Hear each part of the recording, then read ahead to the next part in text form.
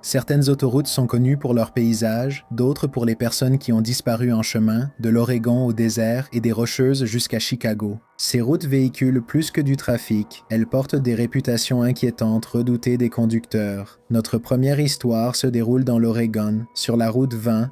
De jeunes femmes continuaient de disparaître et un homme était au centre de tout cela. La route américaine Vind s'étend de Boston jusqu'à la côte de l'Oregon sur plus de 4800 km. C'est la plus longue autoroute des États-Unis, mais le long du tronçon de l'Oregon, une réputation plus sombre a commencé à se former. Les enquêteurs allèrent plus tard croire qu'un homme nommé John Arthur Aykroyd utilisait cette autoroute comme terrain de chasse. Le premier incident connu s'est produit au printemps 1977. Marlene Gabrielson avait 20 ans. Elle et son mari ont quitté leur domicile à Lebanon, Oregon, pour aller à Sisters.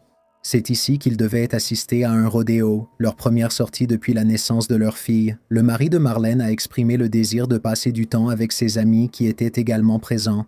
Cela a contrarié Marlene, qui voulait passer du temps de qualité avec son mari. Après une dispute, Marlene a décidé de rentrer chez elle en faisant de l'autostop.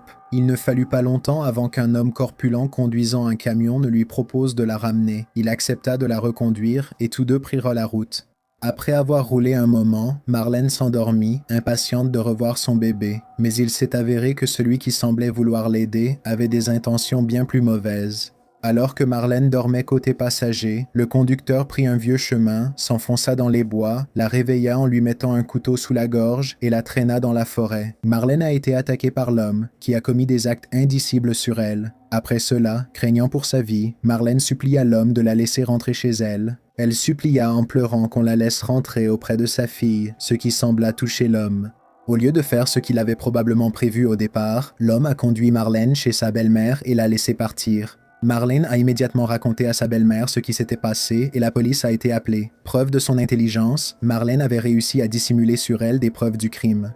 Elle n'a pas pris de douche, conservant les traces de l'agresseur et a gardé ses vêtements déchirés. Lors de l'interrogatoire, Marlene a donné une description précise de son agresseur et de la marque de son véhicule. Il a vite été établi qu'Aykroyd était le suspect probable.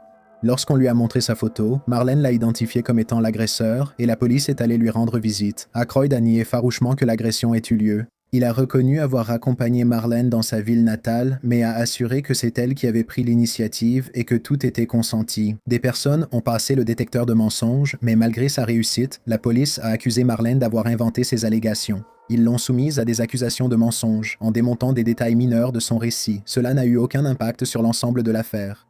Bien que toutes les preuves soutiennent Marlene, l'affaire a été classée et Aykroyd relâché. Ce serait un exemple d'échec institutionnel qui a entraîné une tragédie encore plus grande au cours des 2 décennies suivantes. Aykroyd est retourné rôder le long de la route, 20 cherchant d'autres personnes à attirer dans son camion. Pendant la période de Noël 1978, Kay Turner rendait visite à sa famille à Camp Sherman, dans le centre de l'Oregon. Aux premières heures du réveillon de Noël, Kay est partie faire un jogging pour s'exercer. Avant le petit déjeuner, elle a croisé l'ouvrier routier Thomas Hanna sur son parcours. Ce serait la dernière fois que Kay serait vue vivante. Thomas a aussi vu quelqu'un qu'il connaissait, Aykroyd, présent à Camp Sherman. Ils travaillaient tous deux pour les routes et se connaissaient de vue. Thomas ne fit pas attention à lui alors. Cela allait bientôt devenir crucial pour l'enquête. Après l'absence de Kay au petit déjeuner, son mari Noël est parti la chercher en voiture. Après un certain temps à la chercher sans la trouver, Noël a craint le pire et a appelé la police. Alors que la police l'interrogeait, lui et la famille, les soupçons se sont rapidement tournés vers Noël. On a découvert que Kay avait eu des relations extra-conjugales avec 2 autres hommes et la police a d'abord supposé que Noël avait finalement craqué. La police a aussi interrogé Aykroyd lors de la fouille. Il a dit avoir vu une femme courir devant lui, mais partait chasser les coyotes ailleurs. Sur cette base, la police a fouillé la direction qu'Aykroyd leur avait indiquée. Là, ils ont trouvé 2 séries de traces menant vers les arbres.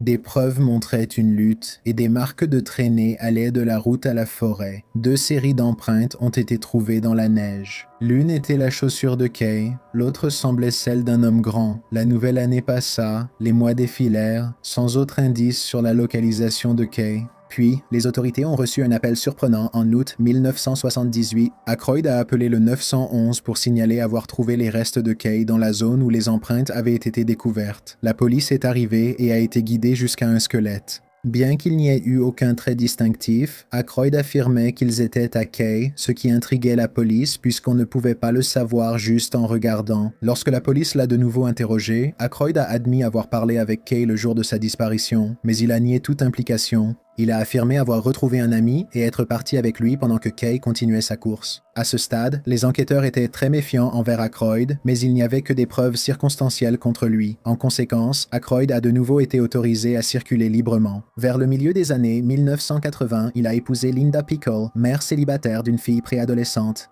La nouvelle famille s'est installée à Santiam Junction, là où la Highway 20 et l'Oregon State 22 se croisent. C'était un endroit étrange pour y déménager la famille, surtout pour la fille de Linda, Roshanda. Il n'y avait pas d'enfant de son âge et son école se trouvait dans une autre ville à proximité. Le 10 juillet 1990, Linda est partie travailler le matin pendant que Roshanda restait à la maison. Aykroyd travaillait déjà, mais peu après son arrivée, il a décidé de rentrer chez lui. Peu après, Roshanda a été signalée disparue. Une vaste opération de recherche a été menée, impliquant une armée de bénévoles ainsi que 100 policiers provenant de 7 comtés différents. Malgré les nombreux kilomètres parcourus et 3 années de recherche, Roshanda n'a jamais été retrouvée. Pendant cette période, les tensions entre Aykroyd et Linda ont explosé et ils se sont séparés. La police était convaincue qu'Aykroyd était impliqué dans la disparition de Roshanda, tout comme de nombreuses autres personnes vivant dans la région. D'après les habitants, le comportement d'Aykroyd mettait les autres très mal à l'aise, au point que plusieurs femmes ont préféré travailler à Corvallis plutôt que de rester chez elles. Mais l'histoire était loin d'être terminée près de l'extrémité ouest de la route 20, là où la route rejoint l'océan Pacifique. Melissa Sanders et Sheila Swanson, âgées de 17 et 19 ans, faisaient du camping au parc d'État de Beverly Beach. Pendant les vacances, les jeunes femmes, s'ennuyant, ont fait de l'autostop pour rentrer à Sweet Home. Leurs compagnons, réveillés, n'ont pas été inquiets de leur absence. Ils pensaient que les jeunes femmes avaient trouvé un moyen de rentrer ou contacter des amis, mais Melissa et Sheila ne sont jamais revenues chez elles. Quelque temps plus tard, 2 chasseurs suivaient une ancienne piste forestière adjacente à la route 20 lorsqu'ils ont découvert les restes des 2 femmes. Les enquêteurs ont interrogé les habitants de Sweet Home et recueilli des informations dans un restaurant local. Melissa et Sheila étaient des habitués de l'établissement et étaient bien connus du personnel et des autres clients. Une autre personne qui fréquentait le restaurant n'était autre qu'Aykroyd. Selon des témoins, Aykroyd a été vu en ville couvert de sang. Lorsqu'on lui a demandé, il a affirmé que c'était celui d'un cerf qu'il avait tué, puis jeté dans un fossé. Aykroyd était maintenant le principal suspect, mais son arrestation viendrait d'une ancienne victime. Grâce à de nouvelles technologies d'analyse des preuves, la police avait rouvert l'enquête sur Kay Turner et trouvé plusieurs échantillons d'ADN de 2 individus ne correspondant pas à Kay. Maintenant qu'ils avaient tout ce dont ils avaient besoin, la police a arrêté Aykroyd et l'ami avec qui il disait être, Roger Beck. Les 2 ont été inculpés pour ce crime et reconnus coupables lors d'un procès devant jury. En octobre 1993, ils ont été condamnés à la prison à vie. 2 autres décennies se sont écoulées et une nouvelle équipe d'enquêteurs a commencé à examiner les affaires précédentes liées à Aykroyd. Avec les preuves accablantes désormais réunies contre Aykroyd, il a de nouveau été jugé, cette fois pour la disparition de Roshanda en 2013. Aykroyd a plaidé sans contestation, n'admettant pas sa culpabilité mais reconnaissant qu'il y avait assez de preuves pour le condamner. À la suite de ce procès, il a accepté de renoncer à son droit à la libération conditionnelle, ce qui signifie qu'il passerait le reste de sa vie derrière les barreaux, alors que les procureurs préparaient un dossier contre lui. Dans l'affaire Melissa et Sheila, le personnel pénitentiaire a découvert Aykroyd inconscient en cellule. Malgré la réanimation, il était déjà décédé avant toute intervention.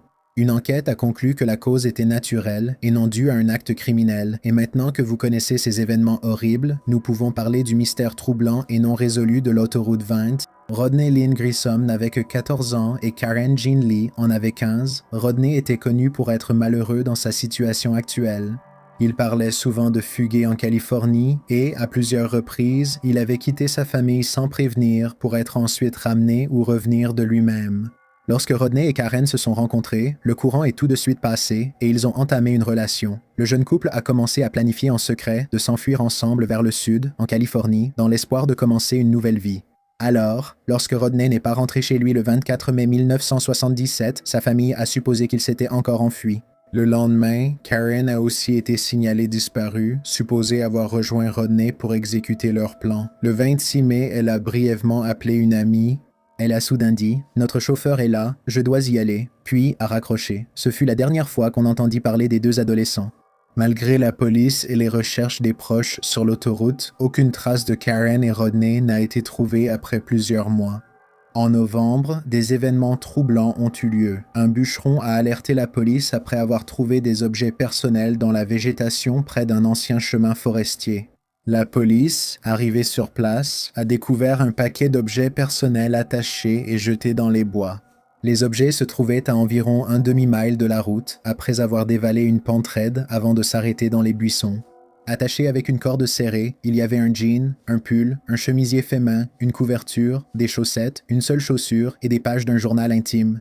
Lorsque la police a montré les objets aux familles de Rodney et Karen, elles ont confirmé qu'ils appartenaient aux deux adolescents. Selon ses proches, l'état des objets ressemblait exactement à celui d'origine. Aykroyd avait jeté les effets personnels de ses victimes à l'endroit qu'il utilisait comme dépotoir. Cependant, les enquêteurs n'ont pas pu trouver de preuves ADN le liant au crime, laissant le soupçon reposer uniquement sur des preuves circonstancielles. Le schéma de la disparition de Rodney et Karen suivait le mode opératoire d'Aykroyd, deux jeunes autostoppeurs sur la route 20. La seule différence est la présence de Rodney, car Aykroyd semblait cibler des victimes féminines plutôt que masculines. Il est tout à fait possible qu'il ait pris le couple en stop dans le but d'atteindre Karen. Mais avec le principal suspect décédé, le mystère reste non résolu. En 2026, Rodney et Karen restent portés disparus sans aucune autre trace de leur localisation ou, aussi triste que cela puisse être, la découverte de leurs dépouilles. La route 20 est tristement célèbre pour une série de disparitions ayant hanté l'Oregon pendant des décennies. Les forêts isolées et les longues portions de routes désertes ont créé des conditions idéales pour que des prédateurs comme John Arthur Aykroyd et peut-être d'autres puissent agir en toute discrétion. Tous les mystères des routes ne débutent pas avec un tueur. Certaines sont effrayantes car une erreur peut être fatale. En Bolivie, il existe une route de montagne si dangereuse qu'un faux pas peut vous faire chuter de plus de 3000 mètres dans la forêt tropicale en contrebas. Quoi que vous fassiez, ne regardez pas en bas. Située dans la région des Yungas, à l'ouest de la Bolivie, la route des Yungas Nord est une anomalie pour une route principale. La route traverse l'endroit où la forêt amazonienne rencontre de hautes montagnes escarpées. C'est un axe très fréquenté qui relie les villages ruraux à la capitale de la Bolivie, La Paz. La longueur peut aussi sembler peu impressionnante, mais il y a un aspect majeur que nous n'avons pas encore abordé. Le Nord Yungas est coincé entre les falaises abruptes des montagnes d'un côté et une chute de 3350 mètres de l'autre. La route à deux voies voit des véhicules circuler dans les deux sens, souvent avec des virages dangereux. Lorsque les voitures se croisent, un véhicule doit s'approcher dangereusement du bord pour poursuivre sa route. Pire encore, il n'y a pas de glissière de sécurité sur la majeure partie de la route. Ceux qui empruntent cette route remarqueront vite les nombreuses croix érigées le long du trajet. Ces monuments rappellent le danger réel auquel s'exposent les conducteurs qui choisissent ce trajet. Au cours de ces près de 100 ans d'exploitation, des milliers de personnes sont tombées dans la dense forêt en contrebas. Rien que pendant les années 1990, plus de 300 véhicules tombaient chaque année du haut de la falaise. Malheureusement, beaucoup de ceux qui ont eu la malchance de tomber dans le ravin n'ont pas survécu. En raison de cela, la Banque interaméricaine de développement a surnommé North Yungus la route la plus dangereuse du monde en raison du risque élevé. Il est courant que le court trajet de Current Miles prenne des heures pour être parcouru d'un côté à l'autre. Parce que la route était très fréquentée, des arrêts fréquents et des manœuvres prudentes sont nécessaires pour atteindre sa destination. La raison de ce niveau élevé de circulation est que le Nord Yungus était, pendant très longtemps, le seul lien pour les habitants de la région avec le reste du pays. Constatant l'instabilité et l'encombrement de la route, le gouvernement bolivien a lancé la construction d'itinéraires alternatifs offrant de meilleures conditions aux habitants. En 2009, une nouvelle route a été achevée, située à côté de l'actuel Nord Yungus. Mais en tant que route à deux voies en asphalte, cela a réduit la circulation sur la Nord Yungus et a considérablement diminué le nombre d'accidents. Aujourd'hui, la Nord Yungus est devenue plus populaire pour le VTT. En moyenne, 25 000 cyclistes du monde entier visitent la Nord Yungus. Bien que ce soit certainement un moyen plus sûr, entre 18 et 20 cyclistes sont morts sur la route depuis 1998. Cela reste un avertissement pour faire preuve de la plus grande prudence. Même les habitants qui l'empruntent chaque jour sont victimes de ces conditions imprévisibles, d'où les croix qui l'abordent. Des mémoriaux honorent les victimes et des avertissements encouragent les voyageurs à privilégier la sécurité. Certaines routes comme celle-ci gagnent leur réputation parce qu'elles sont étroites, instables et impitoyables, mais d'autres la doivent au fait que les gens croient que quelque chose de bien plus étrange les attend dans l'obscurité. Notre histoire suivante se déroule sur l'autoroute du diable. La route du désert, autrefois appelée route 666, a longtemps été considérée comme maudite par les conducteurs. Le long de ce tronçon isolé entre l'Utah et le Nouveau-Mexique, les automobilistes ont commencé à signaler des rencontres étranges, des accidents inexpliqués et même des disparitions. Aujourd'hui appelée Route 491, la route reste entourée de légendes. En raison de son emplacement isolé, la route 666 a connu un certain nombre de disparitions tout au long de son exploitation. Les autorités et les automobilistes de passage ont trouvé des véhicules abandonnés garés sur le bord de la route, sans aucune trace de propriétaire ni d'effet personnel à proximité. Dans des circonstances encore plus étranges, certaines personnes disparues le long de la route ont été retrouvées à leur destination, désorientées et sans souvenir de leur trajet ni de leur disparition. Une autre légende notoire est celle de la berline noire, selon des centaines d'automobilistes ayant parcouru la route 666. La nuit, ils ont aperçu une paire de phares brillants dans leur rétroviseur alors qu'une voiture les suivait. Les conducteurs distinguaient à peine la silhouette d'une berline noire de luxe qui continuait d'accélérer à grande vitesse. Quelle que soit leur vitesse pour fuir la berline, ces conducteurs ne parvenaient pas à semer leurs poursuivants, sauf en s'arrêtant sur le bas-côté. La berline noire passait à toute allure, continuant sa route comme si de rien n'était. De loin, le mystère contemporain le plus connu est celui de la femme en blanc, qui existe depuis les années 1930. Des conducteurs ont signalé une femme en robe blanche faisant de l'autostop au bord de la route. Lorsque des conducteurs s'arrêtent pour l'embarquer, la femme semble disparaître. Il est logique que la route du diable ait sa propre autostoppeuse spectrale, et ce n'est qu'un exemple parmi d'autres d'activités paranormales signalées. On évoque depuis longtemps les mystérieux camions fantômes roulant à vive allure sur la route 666. On raconte que ces camionneurs fantômes roulent près d'autres véhicules, puis changent soudainement de voie pour forcer les automobilistes à quitter la route. Aucun cas de blessure ou pire n'a été signalé après ces incidents, mais tous ceux qui les ont vécus l'affirment. Les camions disparaissent mystérieusement à l'horizon comme s'ils n'avaient jamais été là. La réputation de la route 666 en a fait une destination prisée des touristes curieux, fascinés par les mystères et désireux de vivre leur propre expérience. À l'autre bout du spectre, les gouvernements locaux et de l'État commençaient à être frustrés de devoir remplacer les panneaux indicateurs, car beaucoup étaient volés par les visiteurs comme souvenirs. Fatigués de la superstition et de l'infamie, les trois États ont finalement accepté de renommer l'autoroute en 2003, c'est pourquoi aujourd'hui, elle est connue sous le nom de route 491. Juste un autre numéro aléatoire parmi une mer de routes et d'autoroutes à travers les États-Unis. La route 666 a peut-être perdu son ancien nom, mais les histoires n'ont jamais disparu. Certains conducteurs courageux empruntent encore ce tronçon, espérant ou redoutant voir l'inexplicable. Mais dans les Rocheuses, une autoroute est tentée pour une raison très différente. Les fantômes là-bas ne sont pas seulement liés aux rumeurs. On raconte qu'ils marchent là où une ville fut ensevelie sous d'immenses rochers lors de l'effondrement d'une montagne. Notre prochaine histoire se déroule dans l'ancienne ville de Frank, dans les Rocheuses. Autrefois située entre la montagne Turtle et le pic Robertson, la ville est aujourd'hui tristement célèbre pour l'une des pires tragédies du pays. Les peuples autochtones locaux ont constamment mis en garde les nouveaux colons de ne rien construire, et encore moins une ville entière, au pied de la montagne Turtle. Comme la plupart des avertissements adressés aux colons, ils sont tombés dans l'oreille d'un sourd. Tout ce qu'ils voyaient, c'était les ressources riches et lucratives prêtes à être extraites de la roche environnante. Aveuglés par leur ambition, la construction de la ville de Frank a avancé comme prévu.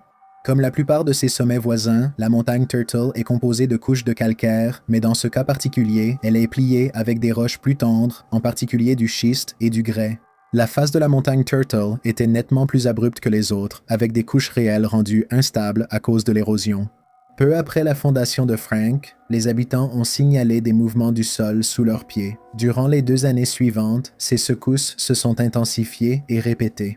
En 1903, d'autres signes inquiétants commencèrent à apparaître. Les supports en bois utilisés dans le puits de la mine commençaient à se fendre. Cela résultait du déplacement rapide de la couche, accéléré selon la plupart des experts par les opérations minières en cours. Bien qu'un sentiment d'inquiétude entourait ces nouveaux événements, les gens continuaient à vivre leur vie quotidienne normalement. Le travail dans les puits de mine se poursuivait. Les familles attendaient chez elles le retour de leurs proches. Tôt le 29 avril, un train de marchandises est arrivé lors d'un arrêt prévu à la mine la plus proche. La région était enveloppée d'un brouillard si épais qu'on ne voyait même plus les sommets des montagnes. Peu de temps après son arrivée, un bruit assourdissant a retenti, dévalant la montagne. À ce moment-là, des années de pression sur les couches rocheuses ont finalement cédé, envoyant 110 millions de tonnes de roches vers la vallée en contrebas. Agissant par instinct, le conducteur du train ordonna à 2 ouvriers de remonter à bord, puis partit à toute vitesse en direction de la rivière Crow's Nest. Il a traversé le pont en bois aussi vite que possible. À peine le dernier wagon avait-il quitté le tablier que l'éboulement a percuté le pont de plein fouet, le réduisant en éclats. Par miracle, le train et ses occupants ont réussi à échapper à l'éboulement, littéralement à la dernière seconde. S'il avait été plus lent d'une seconde, le train aurait très certainement déraillé. Alors qu'un groupe a eu la chance d'être épargné, la catastrophe ne faisait que commencer pour un autre. Après avoir détruit le pont, l'éboulement s'est jeté de plein fouet dans la rivière Crow's Nest, détruisant une centrale électrique voisine et plusieurs fermes, puis a déferlé sur la ville de Frank elle-même. En un instant, des dizaines de commerces, de maisons, une partie du chemin de fer et un cimetière furent ensevelis sous des millions de tonnes de roches et de débris. Une grande partie de la ville dormait à ce moment-là, laissant les habitants impuissants, piégés sous les décombres. Les rescapés ont aussitôt aidé amis, familles et voisins à sortir des décombres. Tout au long de la matinée et jusque dans l'après-midi, les habitants et les autorités ont travaillé sans relâche pour secourir tous ceux qu'ils pouvaient. 23 survivants ont été extraits des décombres, 6 adultes et 17 enfants. Parmi les plus jeunes, un bébé faisait partie de ceux qui ont survécu à l'impact. Dans une histoire incroyable mais vraie, le bébé dormait dans son berceau quand le glissement de terrain a frappé la maison. L'impact a projeté le berceau par la fenêtre, le mettant en sécurité et lui évitant un sort tragique. En tant que l'une des routes les plus fréquentées de l'Alberta, ceux qui voyagent entre l'Alberta et la Colombie-Britannique sur cet itinéraire ne passent pas seulement à côté du glissement de terrain, mais bien en plein dedans. Des tonnes de débris ont été retirés pour construire la route, mais les automobilistes restent entourés des mêmes rochers qui ont détruit la ville. Sous ces pierres gisent des bâtiments, ponts, troncs d'arbres et, plus troublant, des personnes. Sur les 90 personnes que l'on pense avoir péri dans la catastrophe, seulement entre 12 et 18 ont jamais été retrouvées. Cette partie de Frank est plus qu'une ville fantôme, elle est devenue un véritable cimetière. De nombreux conducteurs ont signalé avoir vu des silhouettes spectrales traverser le champ de débris la nuit, et ceux qui se sont arrêtés ou promenés sur les sentiers voisins l'ont confirmé. Ils ont entendu de douces voix murmurantes en marchant parmi les rochers, ce qui était souvent accompagné d'un sentiment soudain de profonde tristesse. Compte tenu de l'ampleur de la dévastation, l'idée d'une forte présence paranormale dans la ville de Frank n'est pas surprenante. L'éboulement de Frank reste aujourd'hui un rappel silencieux de la nuit où Turtle Mountain s'est effondré. Sous l'immense champ de pierre reposent les vestiges d'une ville et de nombreux habitants qui y vivaient autrefois. Mais toutes les routes hantées ne sont pas marquées par une catastrophe. Notre dernière histoire se déroule dans l'Illinois. À Chicago, des automobilistes sur une route ont signalé la même étrange rencontre depuis presque un siècle. Une jeune femme en robe blanche fait de l'autostop tard dans la nuit, et chaque fois que quelqu'un lui propose de la conduire, elle disparaît avant la fin du trajet. Les habitants lui ont donné un nom, Mary de la Résurrection. La route où elle est le plus souvent aperçue passe devant les grilles du cimetière de la Résurrection. À quelques minutes de l'ancienne O. Henry Ballroom, l'une des salles de danse les plus populaires de Chicago. Et selon la légende, c'est après l'une de ces nuits de danse que l'histoire a commencé, quelque part dans les années 1930. À l'époque, le O. Henry Ballroom était rempli de gens profitant d'une soirée de musique et de danse, dont une jeune femme en robe blanche avec son petit ami. À un moment donné de la soirée, les deux ont commencé à se disputer. Frustrée, la jeune femme a quitté la salle de bal en trombe et a marché seule sur Archer Avenue. Peu après, des phares sont apparus sur la route sombre. Le conducteur ne l'a vu que trop tard. Quand la voiture s'est arrêtée, la jeune femme gisait sans vie sur la route. Le conducteur s'est enfui sans jamais être identifié. Elle a été enterrée près de là, au cimetière de la Résurrection. Depuis, des automobilistes disent qu'elle cherche à rentrer chez elle. Dès 1939, des automobilistes ont signalé avoir rencontré une belle femme vêtue de blanc sur Archer Avenue. Le premier signalement de cette femme mystérieuse a été fait par un homme nommé Jerry Palace, un habitué de l'O. Henry. Une nuit de 1939, il se retrouva fasciné par une belle femme blonde assise seule dans le club.